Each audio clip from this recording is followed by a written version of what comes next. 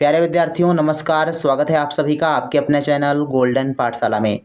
दोस्तों, राष्ट्रीय आय एवं योग्यता आधारित छात्रवृत्ति परीक्षा के लिए आज की वीडियो में सामाजिक विज्ञान का प्रैक्टिस सेट सॉल्व करेंगे। इस प्रैक्टिस सेट में लिए गए सभी प्रश्न आपकी परीक्षा के दृष्टि से मोस्ट इम्पोर्टेंट हैं, तो वीडियो को लास्ट तक जरूर देखिएगा। साथ ही आप सभी लोग अपने दोस्तों के साथ और सभी ग्रुपों में वीडियो को शेयर कर दीजिए। तो बच्चों, पहला प्रश्न है, जैन धर्म के संस्थापक एवं प्रथम तीर्थंकर कौन थे?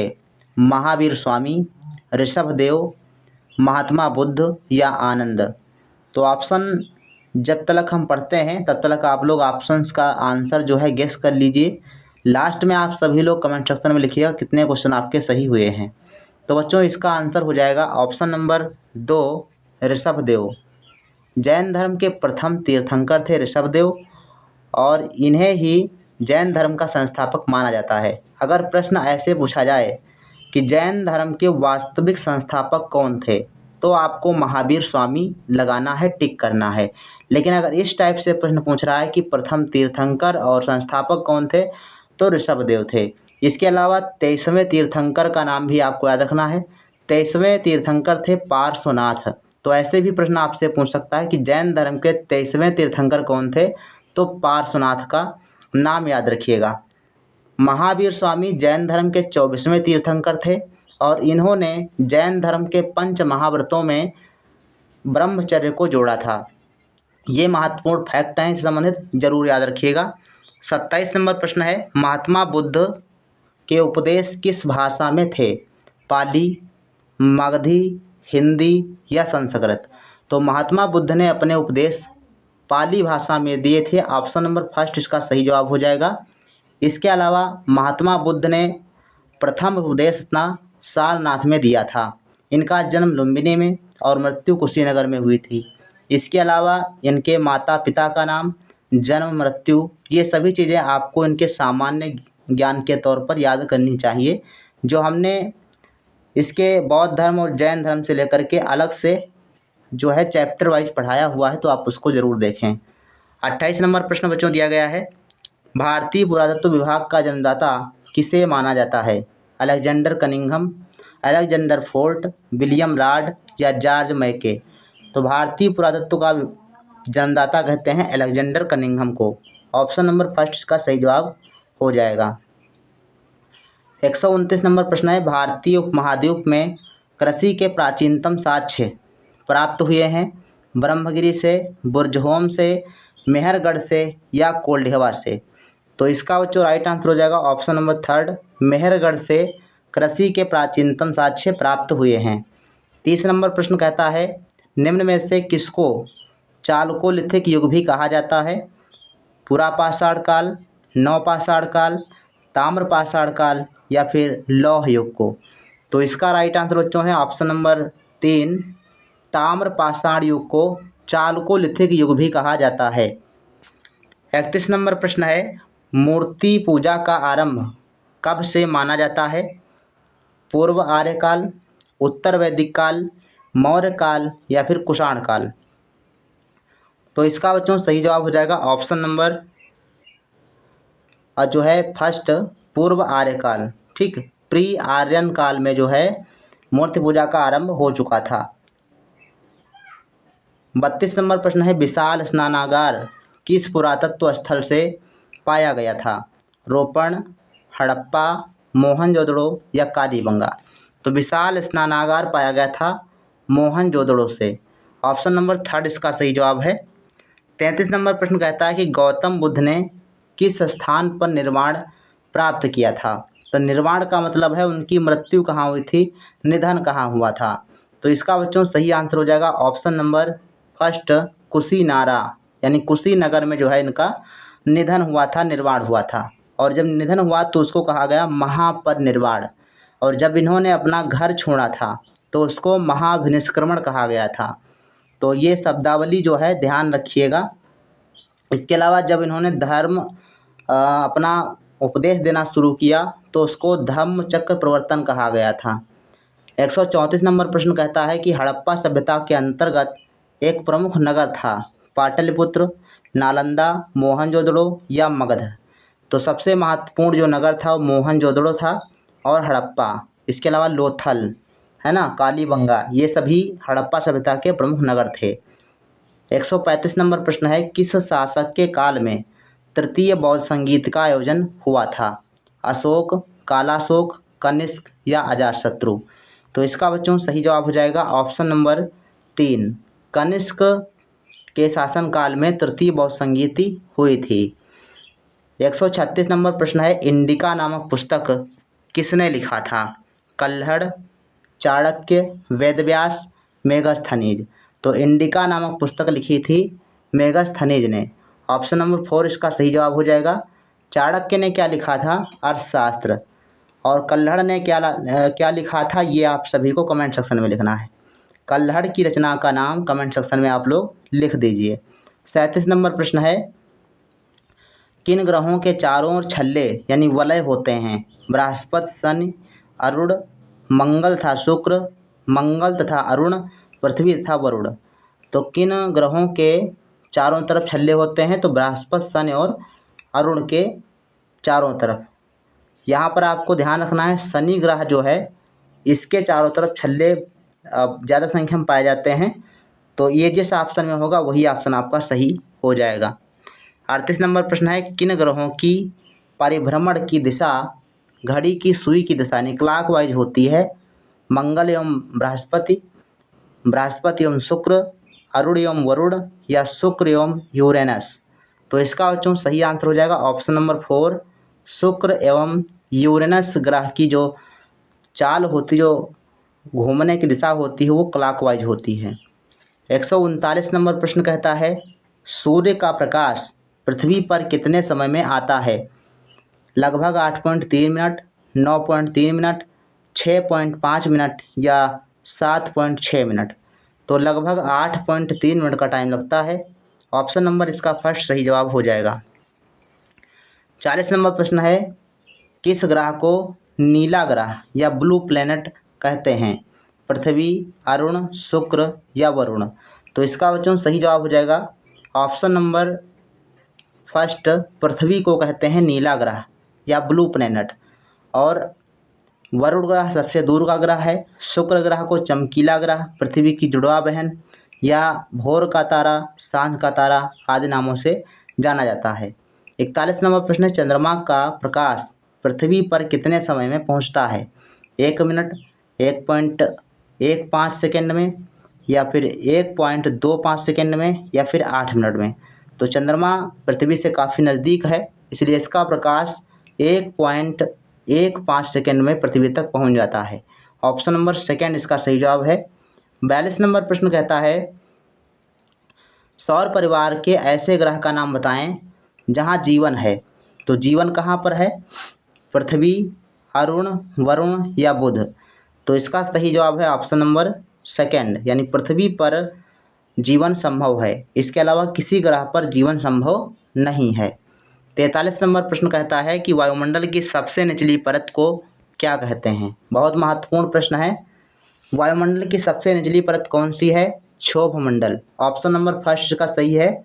क्षोभ मंडल में सभी मौसमी घटनाएं देखने को मिलती हैं। वर्षा, आंधी, तूफान, कोहरा, ये सभी चीज़ें, बिजली का कड़कना, ये सब क्षोभ मंडल में ही आपको देखने को मिलेगा। समताप मंडल में एक परत पाई जाती है जिसका नाम है ओजोन परत। ओजोन परत क्या करती है? हमारे शरीर को अल्ट्रावायलेट किरणों से बचा के रखती है। ठीक, इसके अलावा मध्य मंडल की विशेषता है कि यहाँ पर उल्कापात जैसी घटनाएं देखने को मिलती हैं।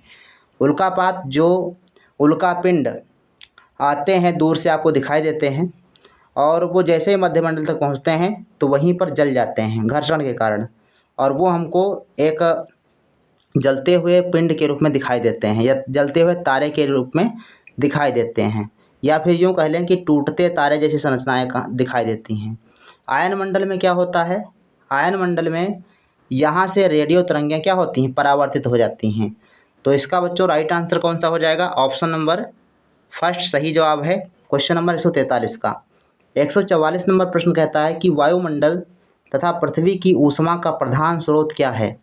वायु, पानी, सूर्य या पोटेशियम? तो सही जवाब है ऑप्शन नंबर 3, सूर्य जो है सभी ऊर्जाओं का प्रधान स्रोत होता है। 145 नंबर प्रश्न है, सौर मंडल का सबसे बड़ा ग्रह कौन सा है? पृथ्वी, शनि, बृहस्पति या मंगल? सही जवाब है बृहस्पति ग्रह सौर मंडल का सबसे बड़ा ग्रह है। और सबसे छोटा ग्रह क्या है? तो आप सभी लोग कमेंट सेक्शन में लिखिएगा, सबसे छोटा ग्रह कौन सा है।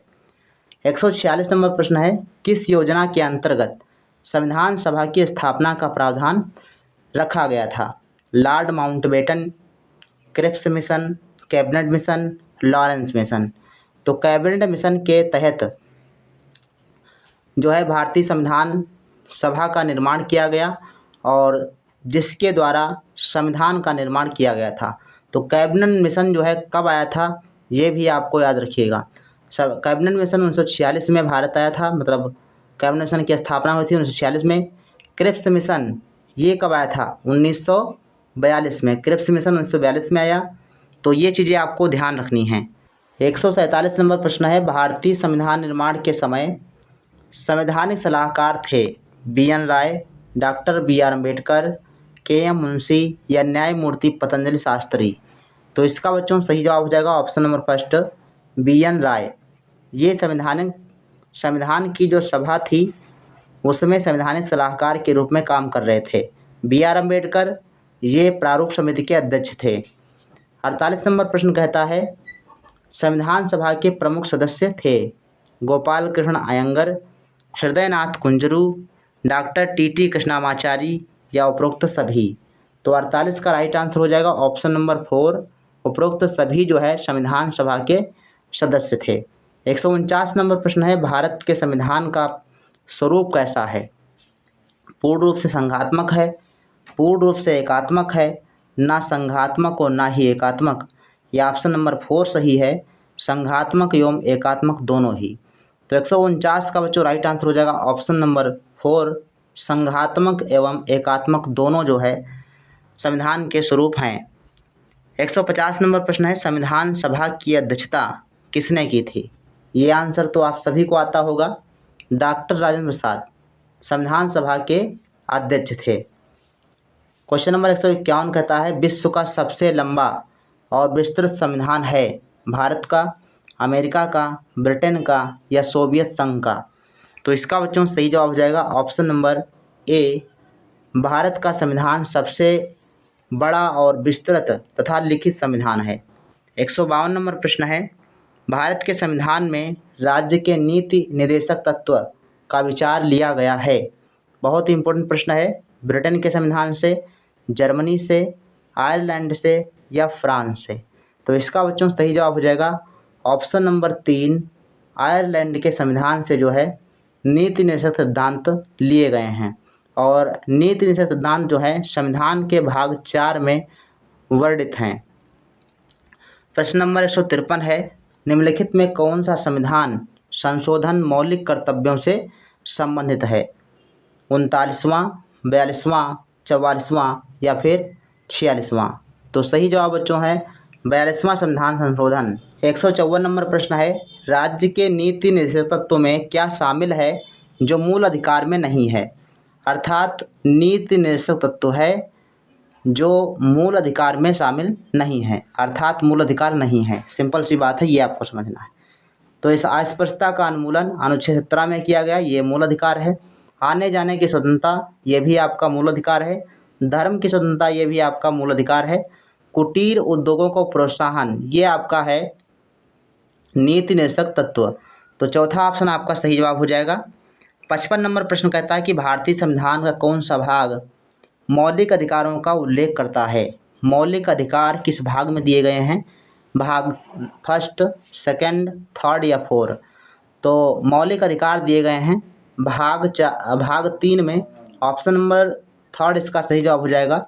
और अनुच्छेद 12 से लेकर 35 तक, ध्यान रखेंगे, अनुच्छेद 12 से लेकर 35 तक मौलिक कर्तव्यों का उल्लेख किया गया है।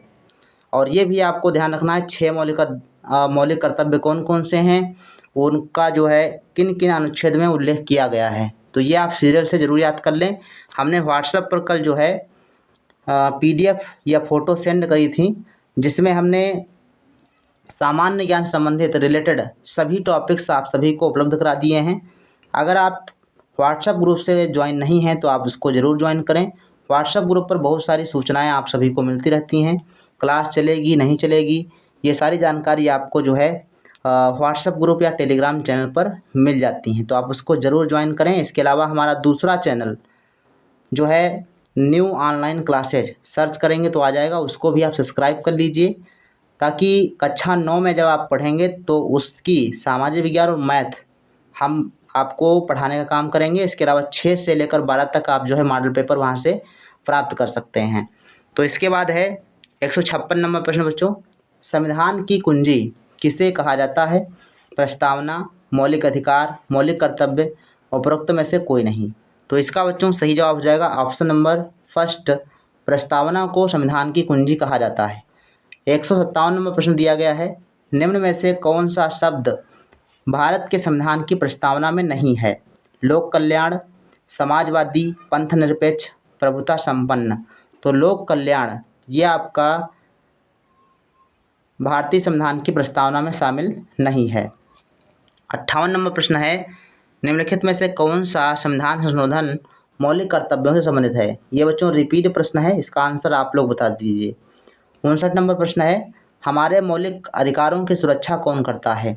राष्ट्रपति, प्रधानमंत्री, लोकसभा या उच्चतम न्यायालय? ये प्रश्न है, चौथा ऑप्शन आपका इसका सही जवाब हो जाएगा, उच्चतम न्यायालय। 60 नंबर प्रश्न कहता है कथकली नृत्य किस राज्य का प्रमुख लोक नृत्य है? उत्तर प्रदेश, हरियाणा, तमिलनाडु या केरल? तो इसका बच्चों सही जवाब हो जाएगा कथकली केरल का जो है शास्त्रीय नृत्य है। ऑप्शन नंबर 4 इसका सही जवाब हो जाएगा। इसके अलावा उत्तर प्रदेश का क्या है? तो उत्तर प्रदेश का हो जाता है नौटंकी, लोक नृत्य नौटंकी हो जाएगा। तो ये बच्चों रहे आपके सामाजिक विज्ञान के 35 प्रश्न, और इन 35 प्रश्नों में से आपके कितने क्वेश्चन सही हुए हैं आप सभी लोग कमेंट सेक्शन में ज़रूर लिखिएगा। साथ में आप सभी लोग चैनल को सब्सक्राइब कर लीजिए और वीडियो को लाइक ज़रूर कर दिया करें, और सभी ग्रुपों में सभी दोस्तों के साथ और क्लास में वीडियो को शेयर किया करें, बताया करें, चैनल का सपोर्ट करें, ताकि हम आपके लिए और भी अच्छे अच्छे वीडियो बनाते रहें। तो आज की वीडियो में इतना ही, मिलते हैं नेक्स्ट वीडियो में, तब तक के लिए धन्यवाद। जय हिंद, वंदे मातरम।